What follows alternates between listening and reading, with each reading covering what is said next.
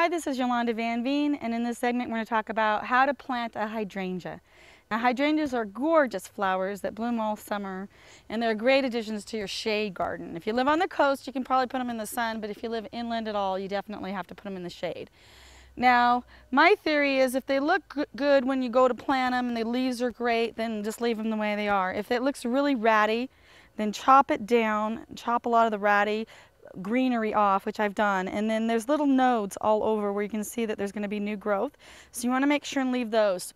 So in the winter time, I chop my hydrangeas down almost to the ground as they turn brown and die. And if you're buying a hydrangea and it looks ratty and you want to transplant it, you don't need to cut it to the ground. I like to leave at least 1/3 of it because then it'll fill in. So when you're planting it, you want good organic composted material, but yet you want good drainage. So you want it to be aged and you don't want it to be just really, really thick either. And so you want to dig a hole that's a little bit bigger than the plant itself.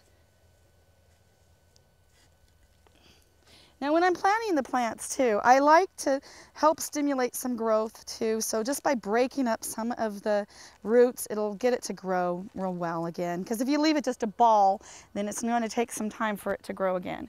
So I just set it right into the soil. Now you don't want to cover the stems, you just want to cover it right above where the leaf or where the roots meet the stems. Because if you cover it up too much too, it'll start to rot. Try to pat it down too, just a little bit, just so it does a little better. So if you live in a cold or warm climate, they do well almost anywhere. And as long as they look green and lush, leave them be. If they look tacky, trim them down. A lot of times they'll fill right out. And they die back to the ground over the winter in cold climates. So a lot of times when you think you've killed it, it'll still come back. And just give it some water and some time and you'll have an hydrangea that's beautiful in bloom.